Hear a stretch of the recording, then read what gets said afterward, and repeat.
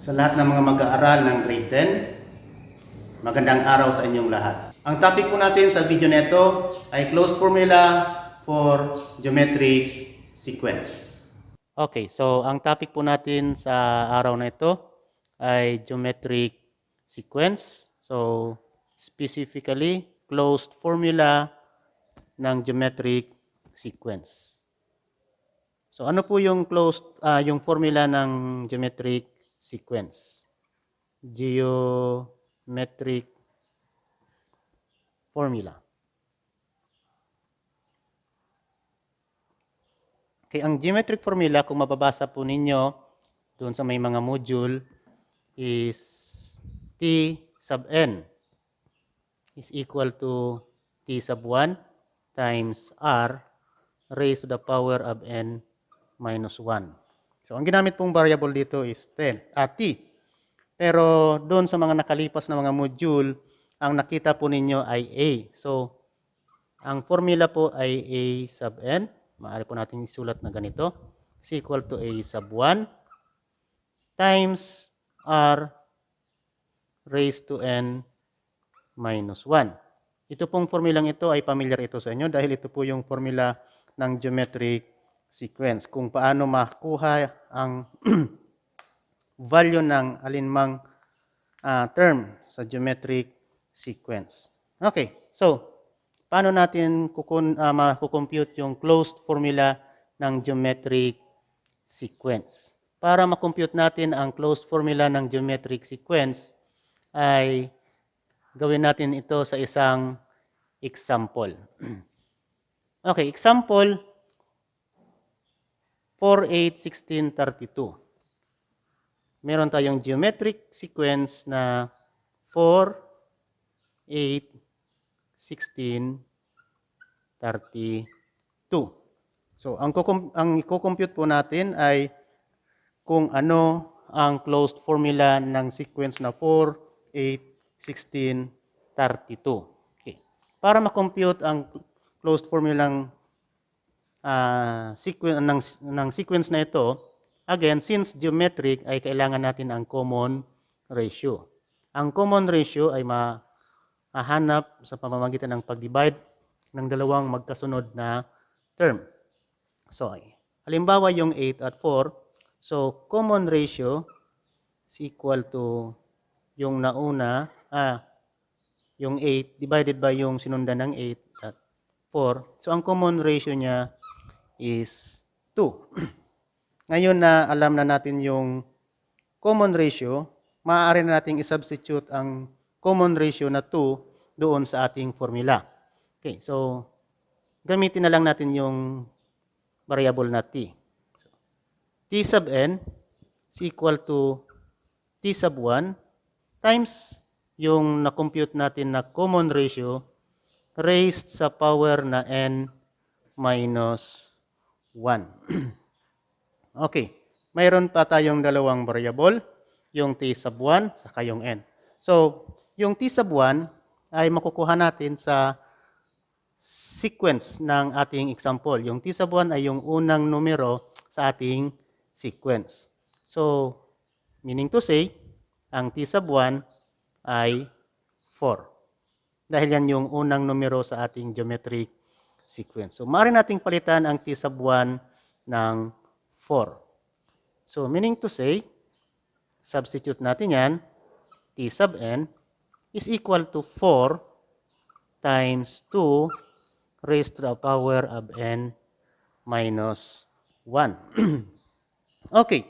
So, meron tayong formula na t sub n is equal to 4 raised to the power, is equal to 4 times 2 raised to the power of n minus 1.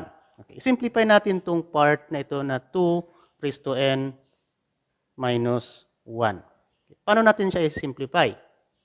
Okay. So, ang n minus 1 na power ay maaari natin siyang i-express na n plus negative 1. Base sa law of exponent, kapag nagmumultiply tayo ng dalawang magkaparehong base, a raised to m times a raised to n, ang sagot dyan ay a raised to m plus n. So, sa example na ito, ang m natin ay yung n at yung n natin ay yung negative 1. So, meaning to say, kung meron tayong m plus n, pwede natin gawin na power na m plus n, pwede natin gawin na a raised to m times a raised to n. Okay, so i-apply natin yung law of exponent na yan. Magiging siyang t sub n is equal to 4 times 2 raised to n, hiniwalay na natin yung negative 1, times 2 raised to negative 1. Okay, sunod. Improper po na isulat natin ang power sa negative. So, maaari pa natin siyang i-simplify. So, ang number na naka-raise sa negative ay maaaring gawin na ito munang 4 times 2 raised to n times 1 raised to 2 raised to 1. Positive 1 na siya. So, meaning to say, since raised to 1, magiging 2 na lang siya or 1 half. So, simplify natin lahat. 4 times 2 raised to n, since 1 half din lang naman siya, over 2. Okay, so yung 4 at yung 2 ay maaaring mag-cancel. So, 2, yung 4 divided by 2 ay magiging 2 na lamang siya. Therefore, ang pinaka-closed formula natin sa example na ito ay 2 times 2 raised to n. Huwag po nating i-multiply yung 2 sa 2 raised to n dahil hindi po sila similar term. Walang power na n. Or, kapag minultiply ninyo yan, magiging n plus 1 ang power ninyo. Okay, anyway. Yun na po yung closed formula ng ating example na 4, 8, 16, 32. Again, ano po yung gamit ng closed formula sa geometric sequence? Maaari natin siyang gamitin para ma-compute ang nth term ng geometric sequence. Halimbawa, again, ano ang value sa sequence na ito ng t sub 7? Ang t sub 7 is 2 times 2 raised to 7. 2 raised to 7 is 128. 2 raised to 7 meaning to say, ay 7 beses natin ma-multiply yung 2. 2 times 2 is 4 times 2 is 8 times 2 is 16 times 2 is 32 times 2 is 64. Pang-anim na po yung power.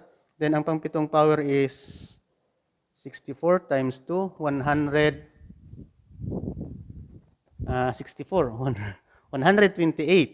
So, meron tayong 2 times 128.